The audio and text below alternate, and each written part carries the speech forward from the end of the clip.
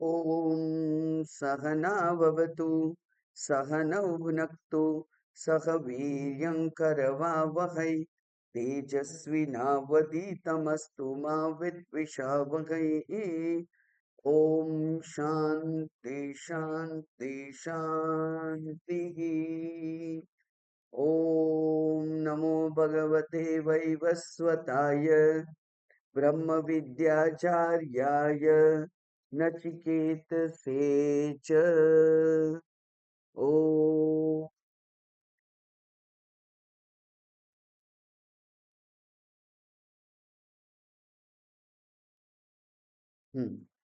ગઈકાલે આપણે પહેલા અધ્યાયનો બીજી વલ્લીનો 7મો મંત્ર જોતા હતા. બહુ જ અગત્યનો, બહુ સરસ મંત્ર છે. મેં કહ્યું હતું કે આ કૃષ્ણ ભગવાનને પ્રિય એવા કેટલાક જે મંત્રો હશે ઉપનિષદોના એમાંનો એક છે, કારણ કે એમણે ભગવદ્ ગીતામાં પણ એનો ઉપયોગ કરેલો છે. આ બધું આશ્ચર્ય છે, આશ્ચર્ય આશ્ચર્ય આશ્ચર્ય. કે છે કે બોલનાર આશ્ચર્ય છે, કારણ કે આ શબ્દોનો વિષય નથી, વાચાતીત છે. ન તત્ર વાગ ગચ્છતિ ન મનઃ એવું કહ્યું છે. એટલે જે શબ્દાતીત છે, વાચાતીત છે, એને માત્ર શબ્દો દ્વારા વ્યક્ત કરવાનો છે. અને એટલે અત્યંત કુશળ આચાર્યની જરૂર છે. ત્યાર પછી એમ કહ્યું કે આચાર્ય એટલે શું? એ કે છે કે આ ચિનોતી શાસ્ત્રાર્થાન આચરેપી અને સ્વયં આચરેતી આચરેતી, પોતે પણ જેને આચરણમાં મૂકે. કારણ કે બોલે કંઈક અને પોતાનું વર્તન કંઈક જુદું હોય તો કોઈ દિવસ શ્રોતા ઉપર ધારી અસર પડે નહીં. એટલે જે ઉપનિષદમાં જે વિવેક વૈરાગ્યના ઉપર અત્યંત ભાર મુકાયેલો છે, એવું વિવેક અને વૈરાગ્ય પૂર્ણ જો એમનું પોતાનું જીવન ના હોય તો પણ આ શબ્દો જે છે એ શ્રોતાના બુદ્ધિમાં સ્થિર થાય નહીં. એટલે પોતે પણ એ પ્રકારનું જીવન જીવતા હોવા જોઈએ એવા આચાર્ય હોય, પોતે ગુરુ પાસેથી શીખેલા હોય એવા આચાર્ય હોય, કે જેથી એમને વિવિધ પ્રક્રિયાઓનો ઉપયોગ કરી અને આ જે સૂક્ષ્મથી સૂક્ષ્મ એવું જે પદાર્થ છે, તત્વ છે, એને શ્રોતાની બુદ્ધિમાં સ્થાપિત કરી શકે. સામાન્ય રીતે એટલા માટે આ શ્રોતાઓને એ બહુભીઃ ન લભ્ય શ્રવણાયાપી, એમાં આ બધા જ કારણો એમાં એપ્લાય થાય કે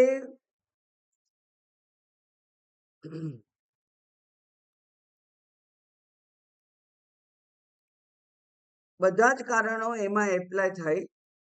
કારણ કે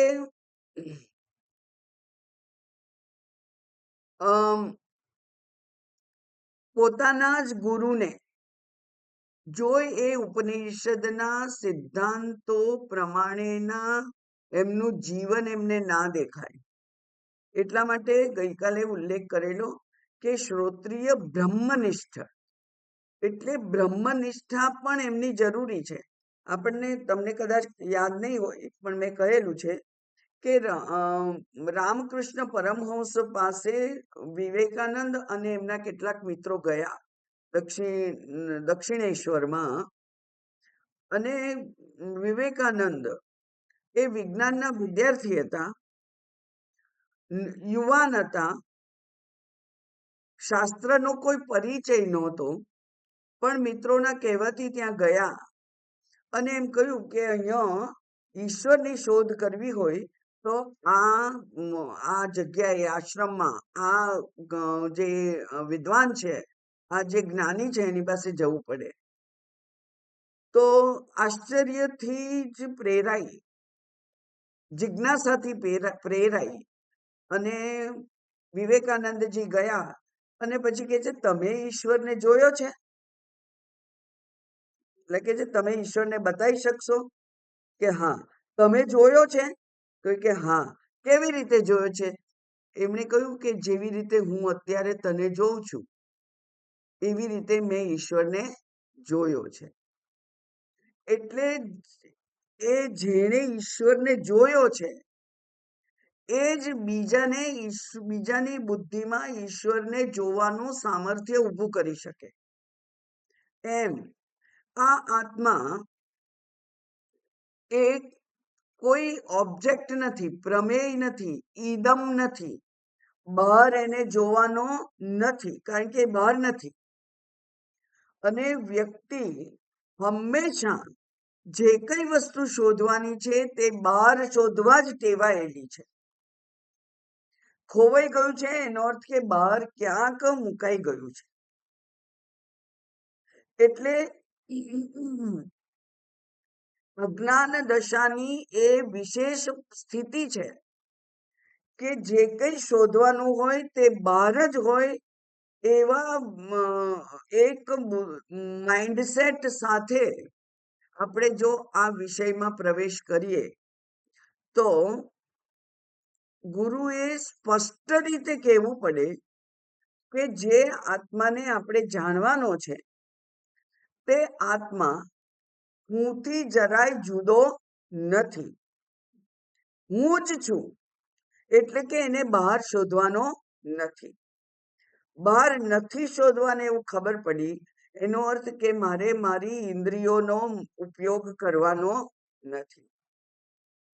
બુદ્ધિનો ઉપયોગ કરવો પડે, કારણ કે આ શબ્દોને સમજી અને એ શબ્દોને પોતાની બુદ્ધિમાં સ્થિર કરવા પડે. અન્ય જે કંઈ ગૂંચવાડા ઊભા થયેલા છે એ બધાને દૂર કરી અને આ શ્રવણ કરે તો જ આ આત્મા એ જાણી શકાય એમ છે. એટલે આપણે કહેલું કે ખુલ્લા મને, ઓપન માઇન્ડેડ. બહુ બધી જંજાળ લઈને ગયો છે. એને કોઈકની પાસે એક વસ્તુ સાંભળી છે, બીજા પાસે બીજી સાંભળી છે. જેમ નચિકેતાએ કહ્યું કે કેટલાક લોકો આ આત્માના વિષયમાં કહે છે કે અસ્તિ, કેટલાક કહે છે નાસ્તિ.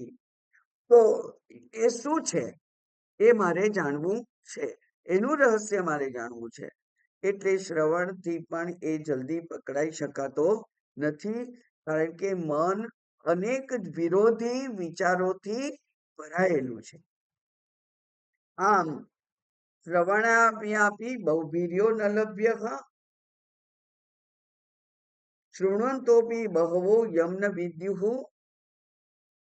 અને એટલા માટે એનો વક્તા પણ આશ્ચર્ય છે અને એનો લબ્ધા, જેને લાભ થાય, જે શ્રોતા છે અને એને આત્મદ્રષ્ટિ પ્રાપ્ત થાય એ લાભ છે, એ પણ આશ્ચર્ય છે. એટલે કે આશ્ચર્યો જ્ઞાતા કુશલાનુશિષ્ટ.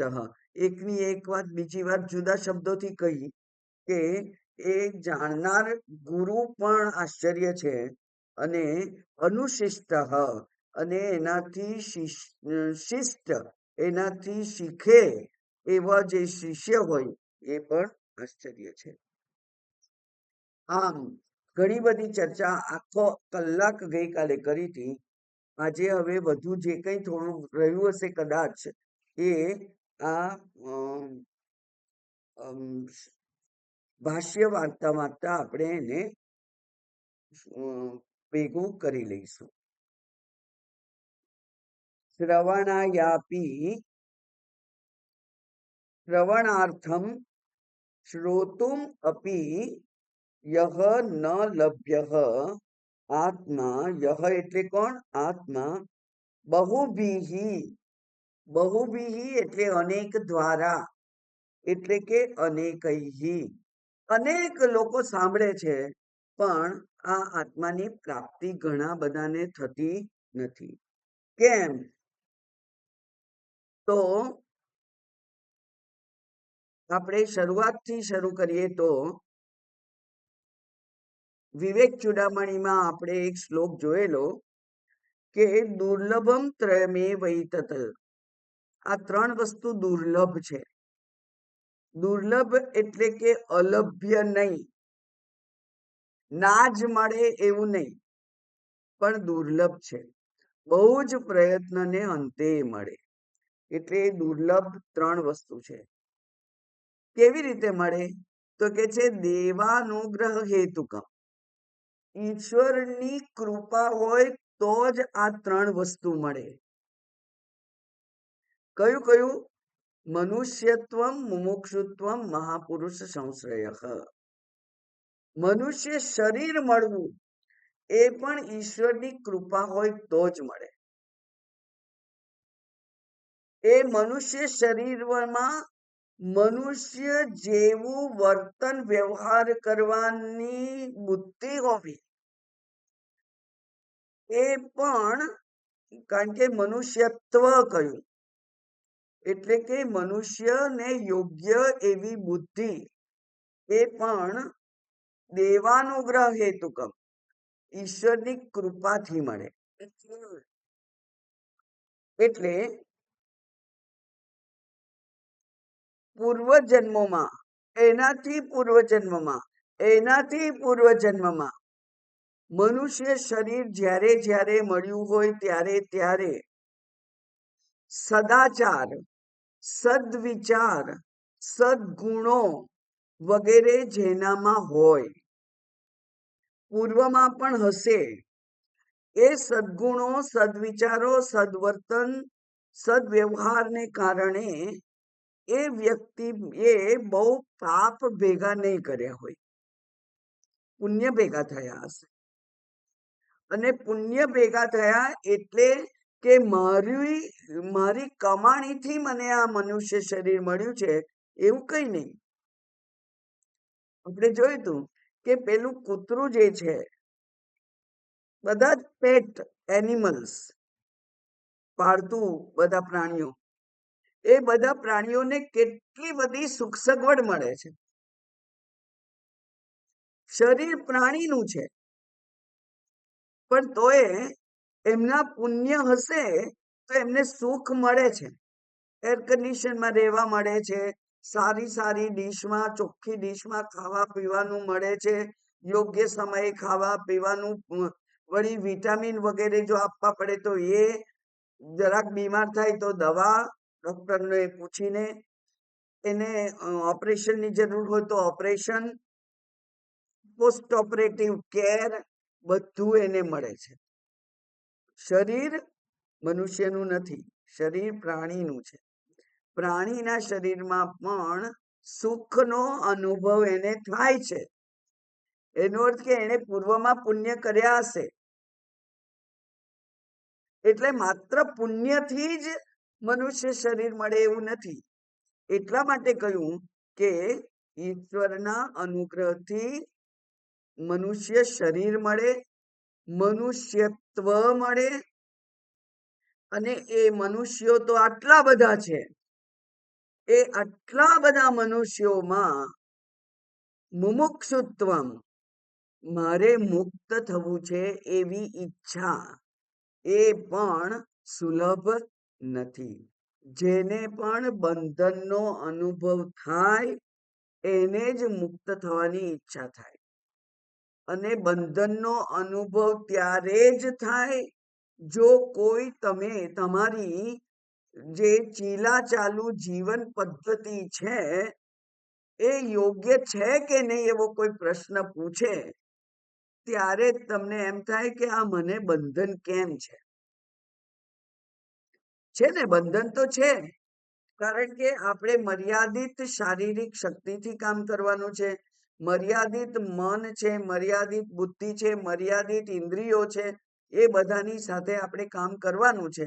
અને પછી ક્યારેક એવો ભવબંધન વિશેની ચર્ચા છેડાય અને આપણને અચાનક લાઈટ થાય કે હા, ક્યાં સુધી હું શરીરો ગ્રહણ કર્યા કરીશ, આ શરીર, પછી બીજું શરીર, પછી ત્રીજું શરીર, પછી 100, 500, 5000, 5 લાખ, કેટલા શરીરો મેં ધારણ કર્યા છે અત્યાર સુધી.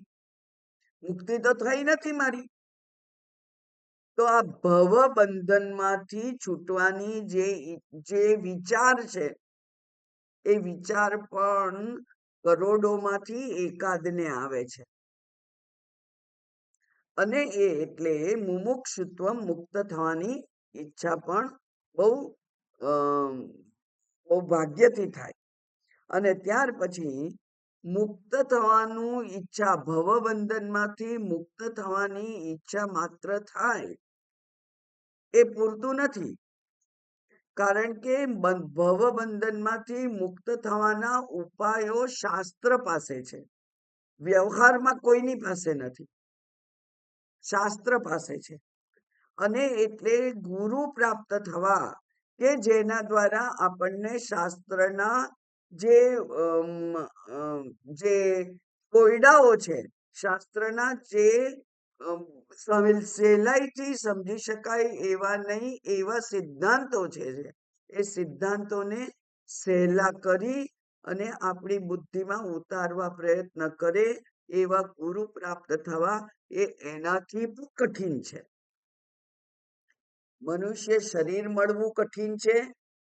મનુષ્યપણું મનુષ્યમાં હોવું જોઈએ, કારણ કે ઘણાએ મનુષ્ય શરીરો એક અસુર કરતા પણ ખરાબ હોય છે.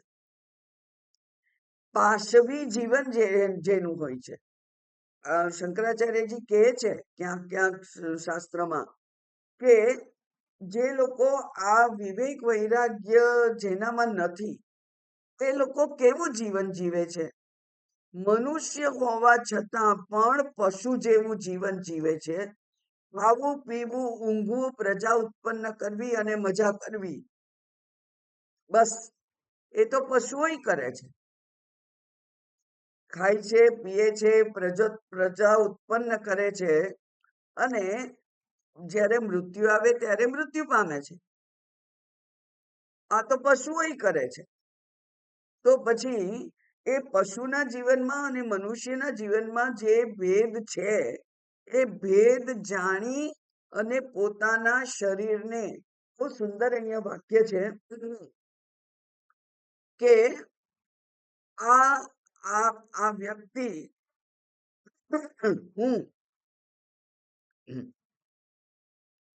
એ વિચાર કરે ત્યારે જ પોતાના પશુતા ભર્યા વર્તનમાંથી બહાર આવે છે. નહીં તો બધા ખાઈ પી મજા કરીને મૃત્યુ પામે છે, ફરી જન્મે છે, ફરી મૃત્યુ પામે છે. એનાથી વધારે કંઈ કરતા નથી. એટલે આ 3 વસ્તુ દુર્લભ છે. બીજું એક જગ્યાએ શાસ્ત્ર કહે છે કે ઈશ્વરાનુગ્રહાદ એવ પુંસામ અદ્વૈત વાસના. અદ્વૈત જ એકમાત્ર ઉપાય છે. ભવબંધનમાંથી મુક્ત થવાનો ઉપાય શાસ્ત્ર પાસે છે. અને શાસ્ત્ર એટલે આપણે શું સમજવાનું છે? વેદાંત પાસે જ માત્ર ઉપાય છે, એકલા વેદાંત પાસે છે. અને એટલે જેને પણ વેદાંતનું અધ્યયન કરવા મળે એના ઉપર ઈશ્વરનો અનન્ય અનુગ્રહ છે એમ માનવું.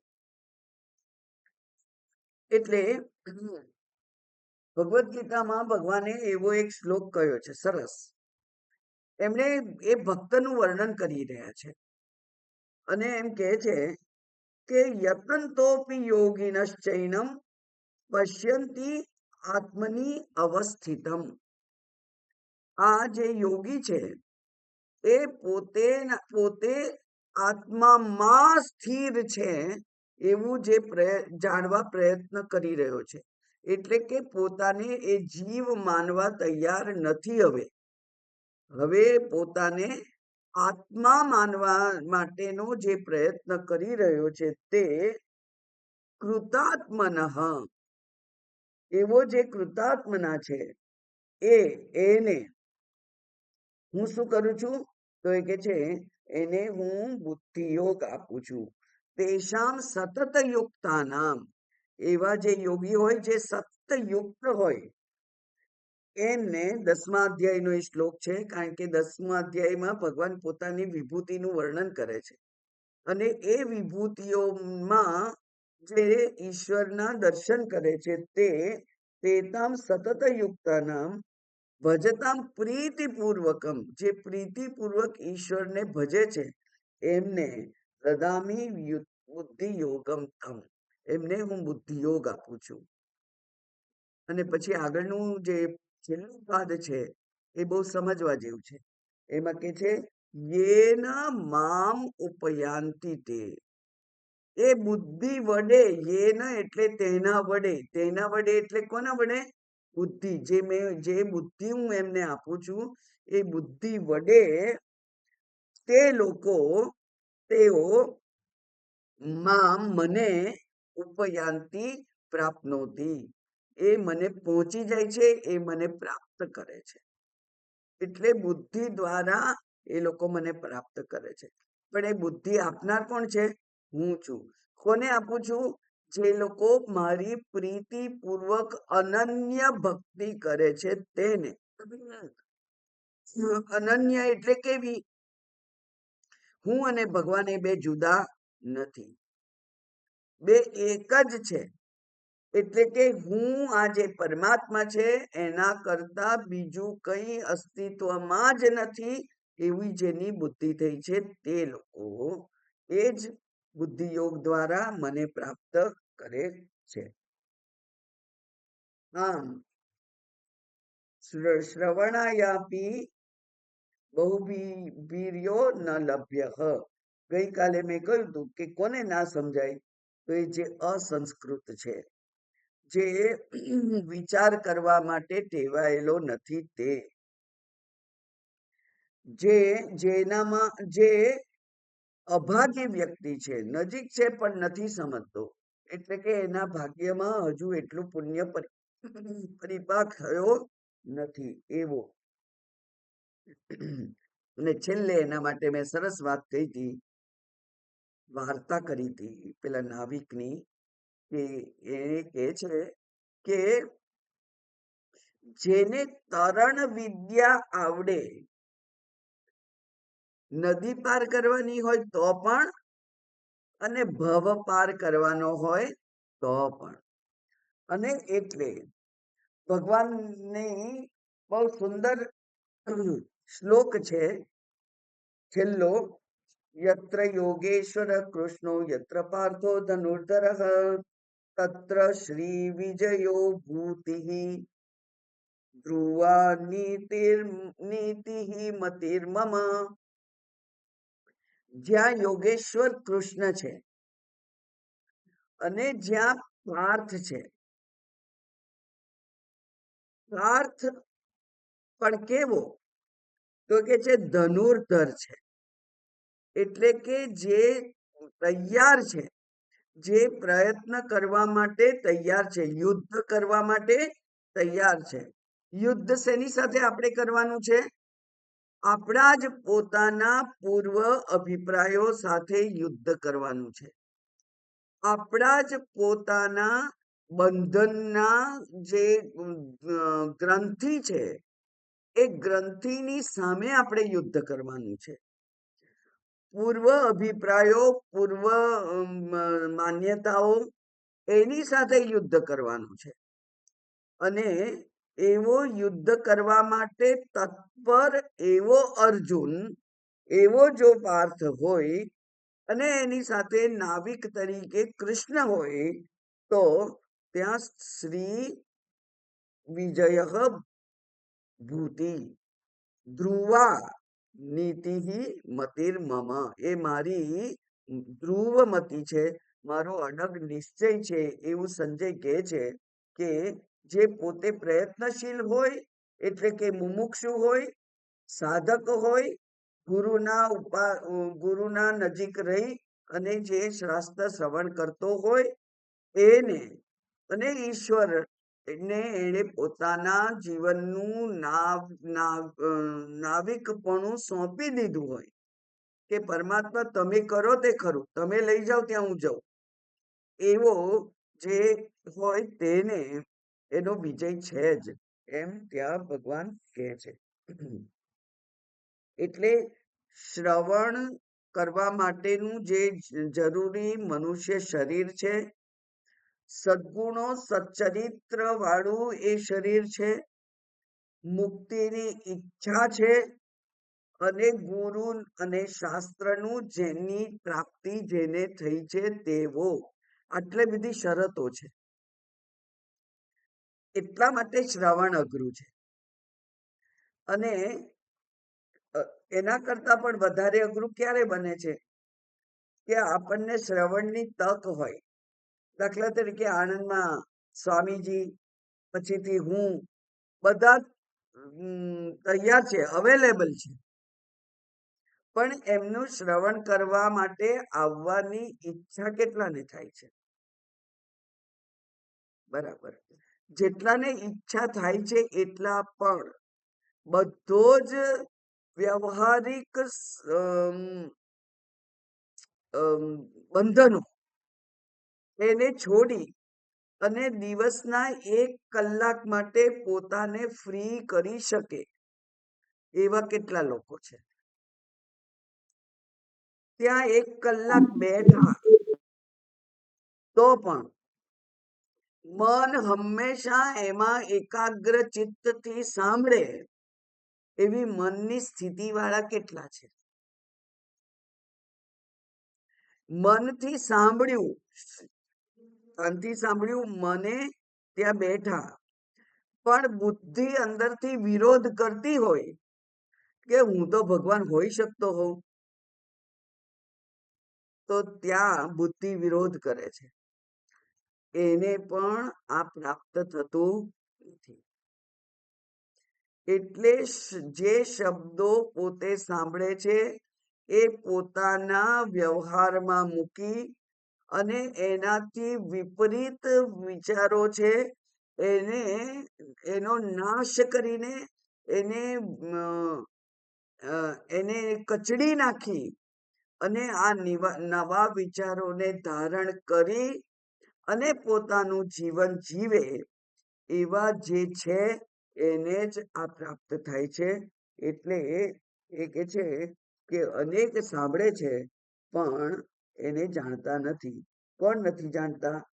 એની આગળ વાત કરે છે, શૃણવંતો અપી કોણ? અનેકે અન્યે, એવા અન્ય અનેક છે કે જે યમ યમ યમ એટલે કોને? આત્માનમ. યમ એટલે આત્મા. યમ આત્માનમ ન વિદ્યુહુ, નથી જાણતા. વિદ્યુહુ એટલે ન વિદંતી, એ આત્માને ઓળખી શકતા નથી. એ કેવા છે? તો કે છે અભાગિનઃ. એમને પ્રારબ્ધ હજુ એટલું પરિપક્વ થયું નથી. જેને કહેવાય પુષ્ટ એવા પુણ્ય છે નહીં. મેં કહ્યું હતું કે એક વખત મેં ગુરુમા પાસેથી સાંભળેલું, ગાંધીનગર વાળા માતાજી છે એમની પાસેથી, કે પુણ્યના પણ 2 વિભાગો હોય. એક છે એ પુણ્ય, એ શ્વેત પુણ્ય હોય. શ્વેત પુણ્ય એટલે એ પુણ્ય એ જ્ઞાન તરફ દોરી જાય. અને બીજા અશ્વેત પુણ્ય છે એ સુખનો અનુભવ કરાવે. હવે અશ્વેત પુણ્ય જે છે એ જો સુખનો અનુભવ કરાવે તો એવી 100% શક્યતા છે કે સુખમાં આપણે ખોવાઈ જઈએ અને આ જ્ઞાન માટેની જે પીપાસા છે એ બહુ તીવ્ર બને નહીં. એટલે શુભ્ર પુણ્ય, શુભ પુણ્ય એ બહુ જરૂરી છે. અને એનો પરિપાક થયો હોય ત્યારે આ અદ્વૈત જ્ઞાન છે, અદ્વૈત વિદ્યા છે, એ પ્રાપ્ત કરવાની આપણને તક મળે. એટલે એવું કહ્યું કે અભાગી છે. અસંસ્કૃત આત્માનઃ. સંસ્કૃત એટલે શુદ્ધ અને આત્મા એટલે અહીંયા અંતઃકરણ.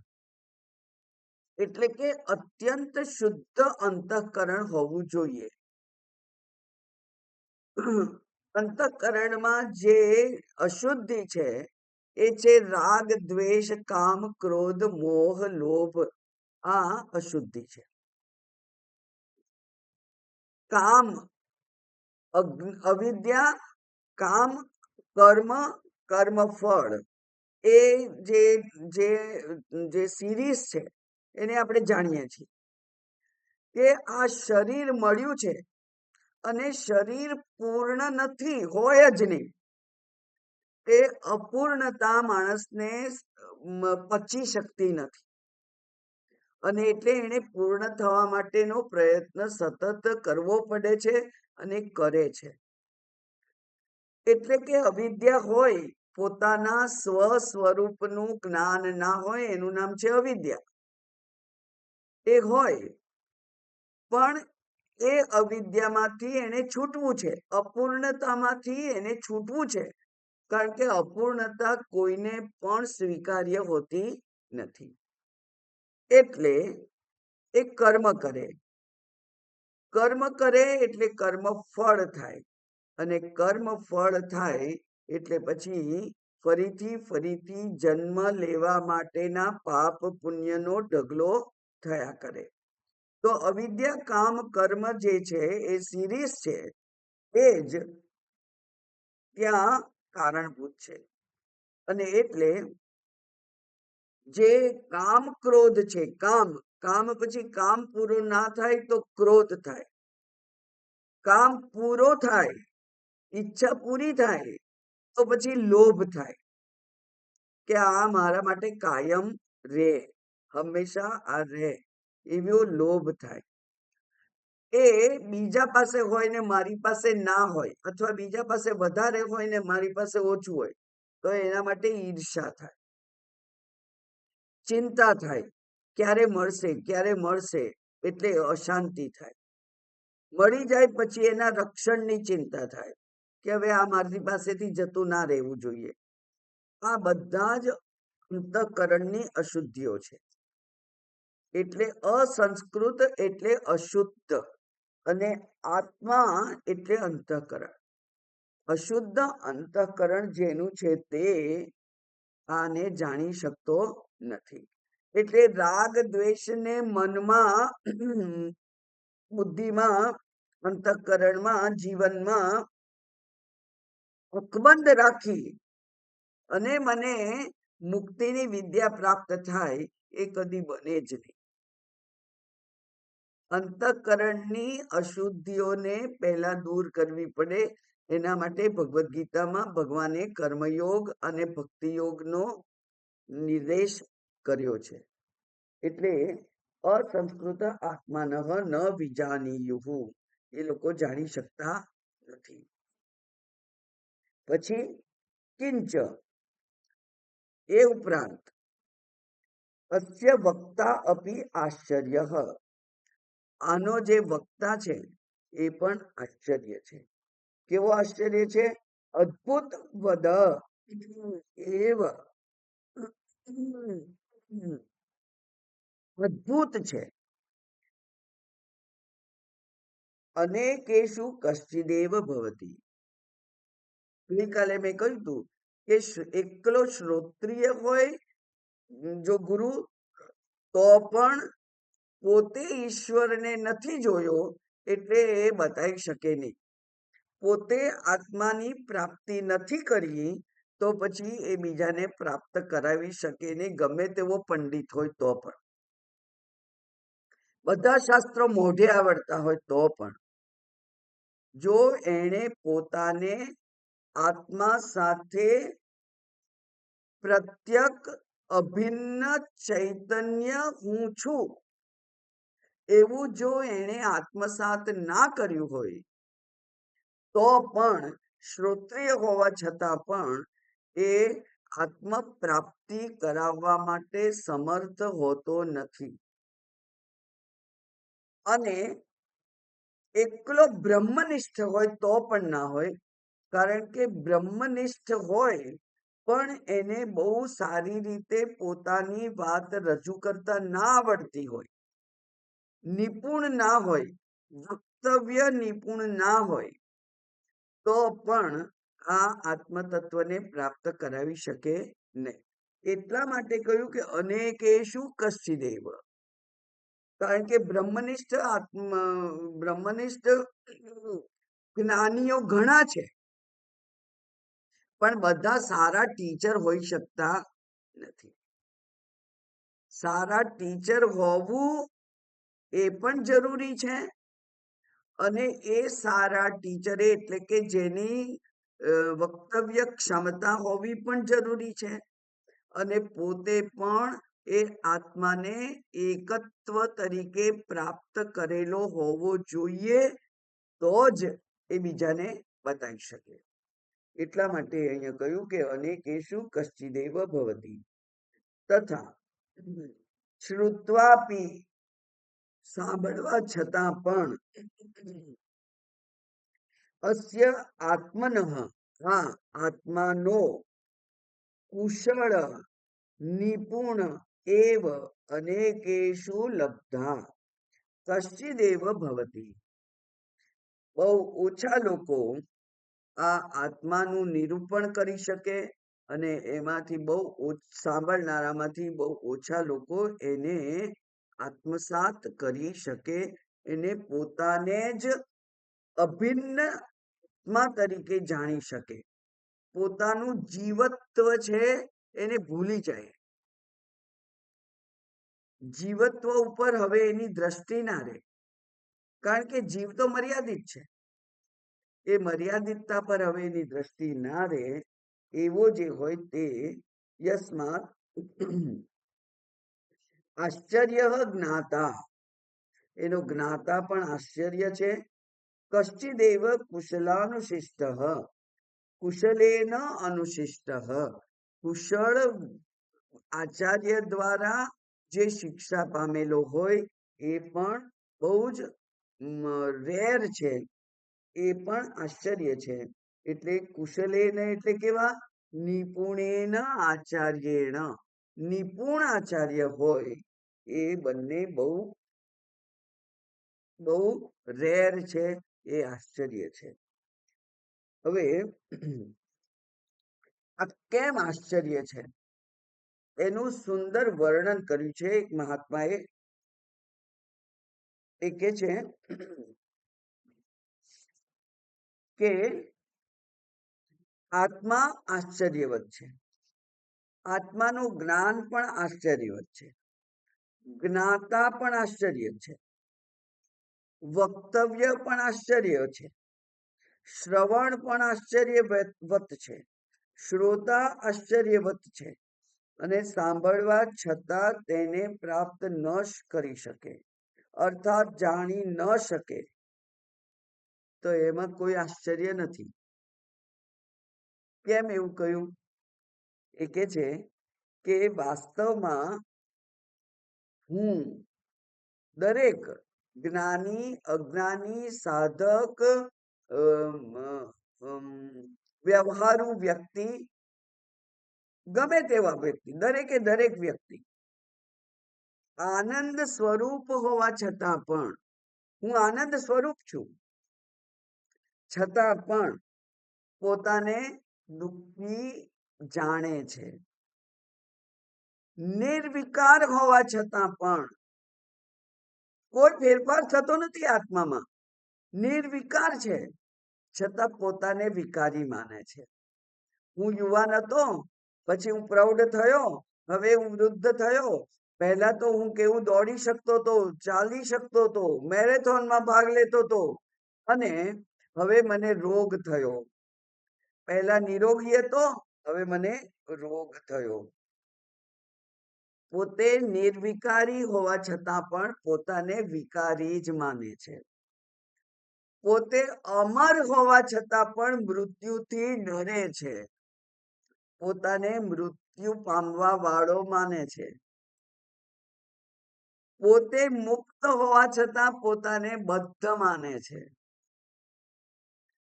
પોતે એકમાત્ર એકમેવ અદ્વિતીયમ બ્રહ્મ અહમસ્મી.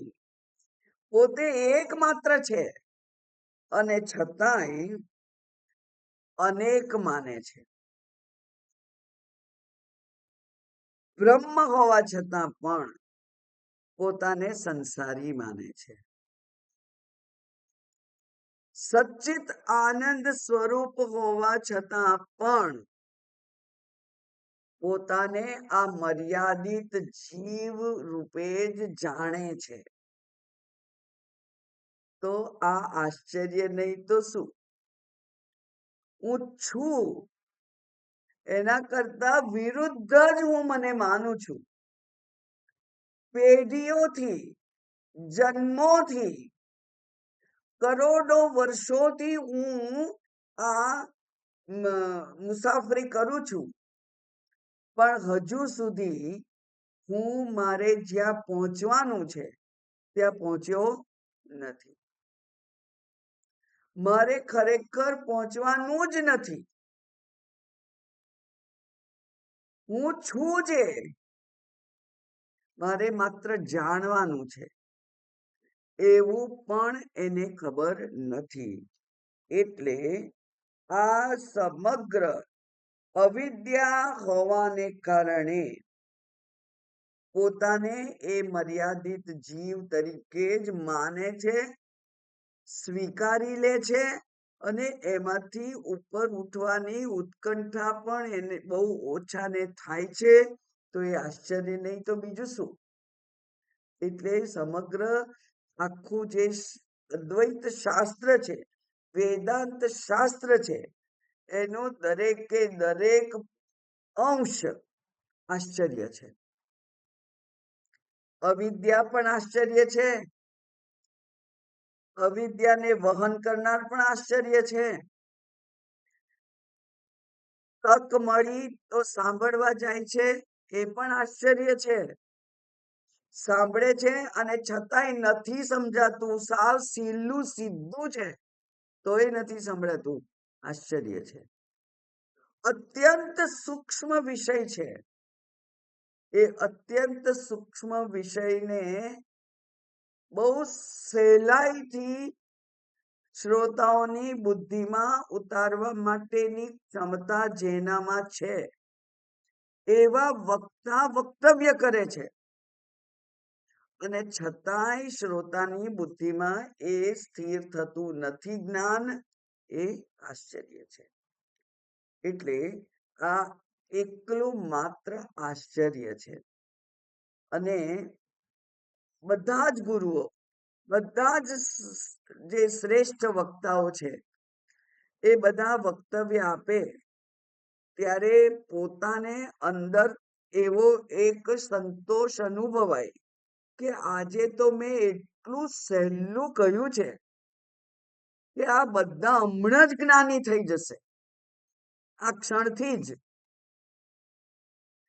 પણ એવું થતું નથી.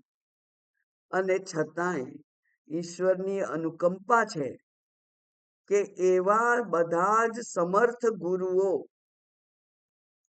પોતાના સમગ્ર જીવન દરમિયાન વક્તવ્ય કરતા જ રહે છે. એક એવી એમને શ્રદ્ધા છે, એક એવો વિશ્વાસ છે કે ક્યારેક ને ક્યારેક કોઈકને તો જ્ઞાન થશે ને, એવી એમને એક આશા છે. અને એટલે એ કરતા જ રહે છે. પણ આ જ્ઞાન એમ કઈ સહેલું થતું નથી. હવે આગળનો શ્લોક જોઈએ, મંત્ર જોઈએ. તો આવું કેમ છે? કેમ કહેવા છતાં સમજાતું નથી? કેમ સાંભળવા છતાં બુદ્ધિ ગ્રહણ કરતી નથી? એવું કેમ છે? આ જે ઉપર કહ્યું છે એનું એ જ મારે થોડાક જુદા શબ્દમાં કહેવાનું છે, એટલે કે એ સાવ સહેલું છે. ન નરેણા વરેણ પ્રોક્ત એષઃ સુવિજ્ઞેયો બહુધા ચિંત્યમાનઃ અનન્ય પ્રોક્તે ગતિરત્ર નાસ્તિ અણીયાન્યતર્ક્યમ અણુપ્રમાણાત ન નરેણાવરેણ પ્રોક્ત એષઃ સુવિજ્ઞેયો બહુધા ચિંત્યમાનઃ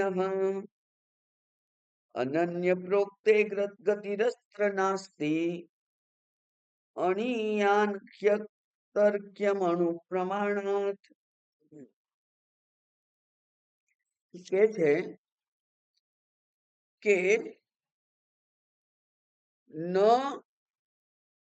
નરેણ, નર એટલે વ્યાખ્યા સુંદર કરી છે અખંડાનંદ મહારાજજીએ.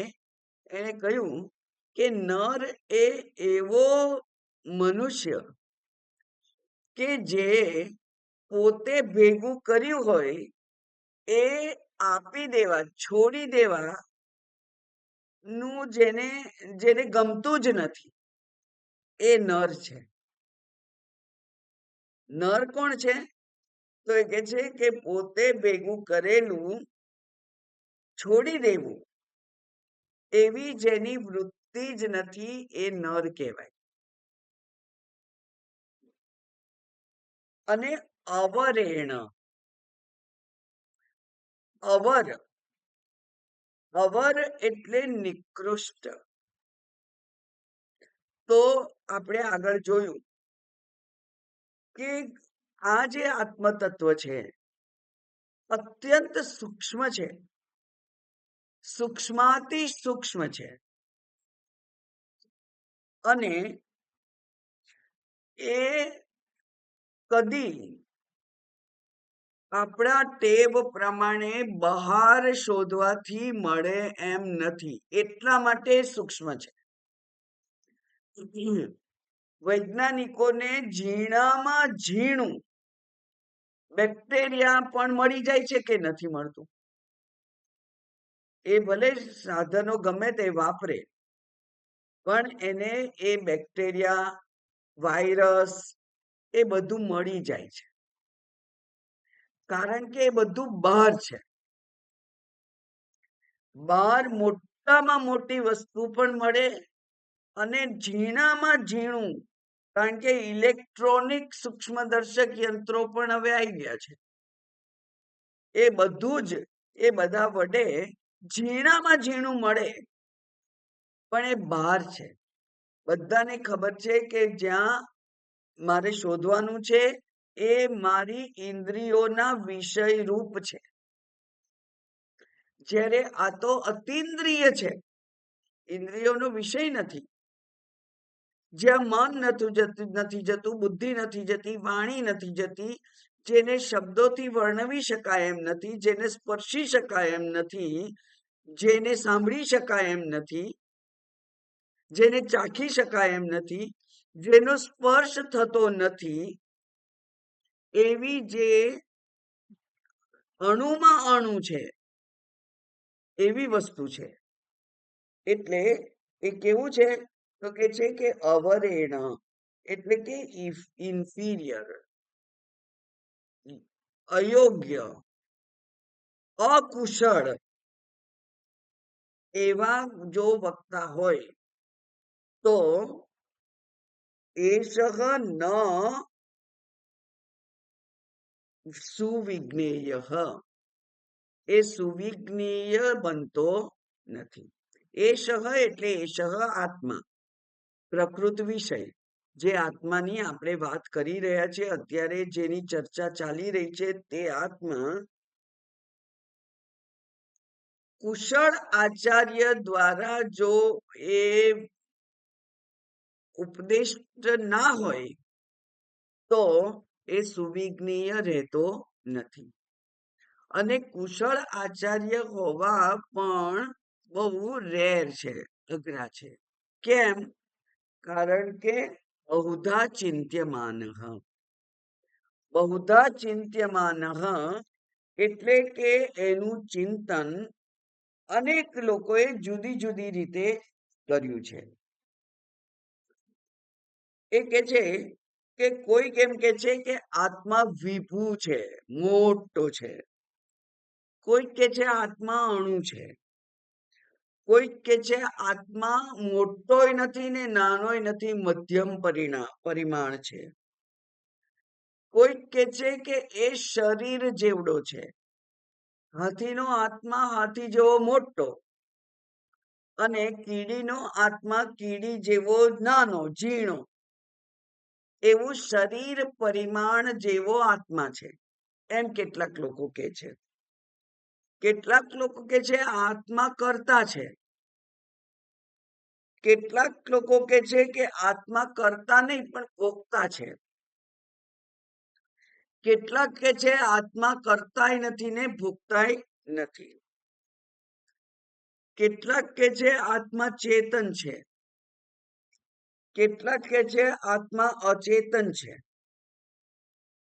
કેટલાક કે છે કે આત્મા ચેતન અચેતન બંને છે.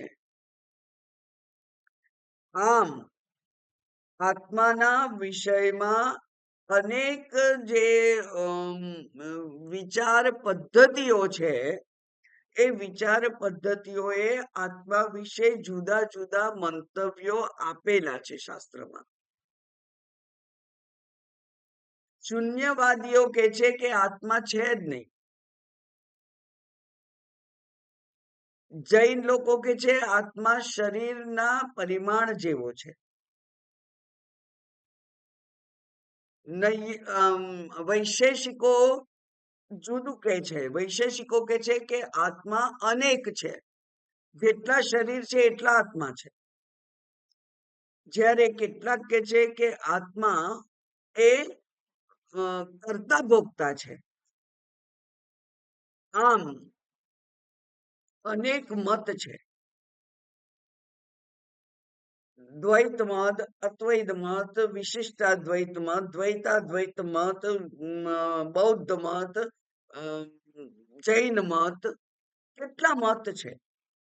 આ બધા મતોનું અધ્યયન કરીને, એ બધાને સમજીને જે વેદાંત મત છે કે આત્મા એકમ એવ અદ્વિતીયમ છે, એ અવિકારી છે, એ અકર્તા ભોગતા છે. એ કરતાય નથી અને ભોગતાય નથી. એવો જે આત્મા છે એ વેદાંત શાસ્ત્રના આત્માને જાણી બીજા બધા મતોનું ખંડન કરી શકે એવા નિપુણ આચાર્ય હોય તો જ આ આત્મા વિશે એ વક્તવ્ય આપી શકે. એટલે કે શ્રોત્રિય હોવા જોઈએ, બહુશ્રુત, જેણે બધા મતોનું શ્રવણ કર્યું હોય, પોતાના મતને જાણીને પછી વેદાંત મતમાં પોતાની બુદ્ધિ સ્થિર થયા પછી આ સાંખ્ય મત, બૌદ્ધ મત, વિશિષ્ટાદ્વૈત મત, આ બધા મતોને સાંભળે અને પછી એ બધા મતોનો નિષેધ કરવા માટે જે સક્ષમ હોય, એમના મત ખોટા છે એવું પ્રૂવ કરવા માટે જે સક્ષમ હોય, એ ગુરુ જ, એવા આચાર્ય જ આ આત્માને જાણી શકે અને જણાવી શકે. એટલે બહુધા એટલે અનેક રીતે જેનું ચિંતન થયેલું છે એવા એ આત્મા જે છે, અનેક મત છે, એ અનેક મતોને જે નામશેષ કરે અને પોતાના વેદાંત એક આત્મા મતને જ જે સ્થાપિત કરી શકે એવા નિપુણ આચાર્ય હોય તો જ આ આત્માને યોગ્ય રીતે જણાવવા માટે સામર્થ્યવાન બને. અને એ આત્મા એ કેવો હોવો જોઈએ? તો કે છે કે પ્રત્યક ચૈતન્ય ભિન્ન અહમ અસ્મી. પ્રત્યક એટલે કે અંતઃકરણમાં પોતાને જ જે જોઈ શકે, અંતઃકરણમાં પ્રતિબિંબ જે આત્મા છે, જે ચૈતન્ય છે, એ ચૈતન્યનું જે દર્શન કરે. પ્રત્યક એટલે અંદર, પોતાના સ્વરૂપે જ, અનન્ય રૂપે, એને અનન્ય કહેવાય. આત્મા બીજો ને હું જુદો, એવું નહીં, બે નથી. અહમ આત્મા અસ્મિ, અહમ બ્રહ્માસ્મિ, એવું જે અનન્ય પ્રોક્તે, એટલે કે જે બ્રહ્મનિષ્ઠ હોય, બ્રહ્મમાં જેની સ્થિતિ હોય, જીવપણાને જેણે તિલાંજલિ આપેલી હોય અને પોતાને નિર્વિકાર, નિર્ગુણ, અકર્તા, અભોક્તા, આત્મના રૂપે જ જે જાણતો હોય, એ વ્યક્તિ અનન્ય પ્રોક્તે એ જો કે, તો પછી અગતિ અત્ર નાસ્તિ, તો પછી એને ગતિ એટલે એનો ગતિના ચાર અર્થ થાય છે. પહેલો અર્થ છે ગતિ એટલે સમજણ, અવગતિ. ગતિ એટલે અવગતિ, એટલે અવગતિ એટલે સમજણ. અને અગતિ એટલે સમજણ ના પડે એવું બને જ નહીં. બ્રહ્મનિષ્ઠ ગુરુ જો આ આત્માનું વ્યાખ્યાન કરે, સમજાવે, તો પછી એ શ્રોતાને સમજણ ના પડે એવું બને જ નહીં. અચ્છા, આ એક અર્થ થયો. હવે બીજો અર્થ છે ગતિનો, બીજો અર્થ છે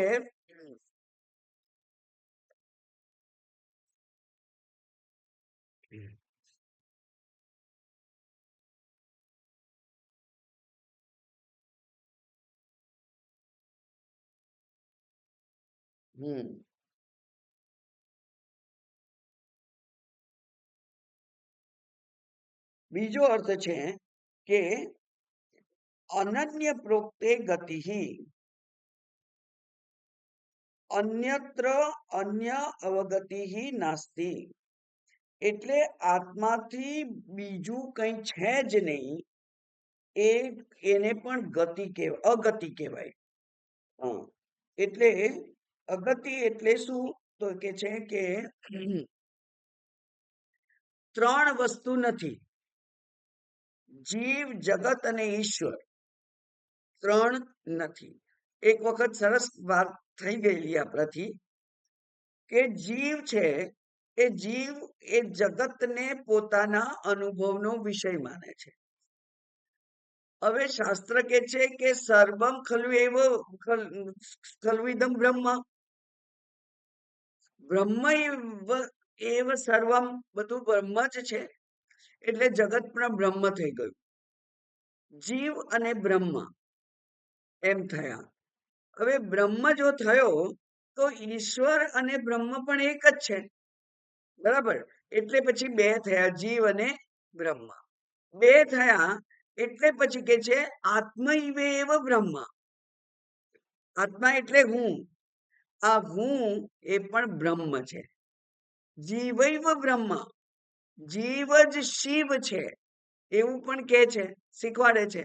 એટલે પછી બ્રહ્મ અને જીવ એમ બે ના રહ્યા, એટલે એક થઈ ગયું. એટલે પહેલા ત્રણ હતા, ત્રિપુટીમાંથી બે થયા અને બે માંથી એક થઈ ગયું.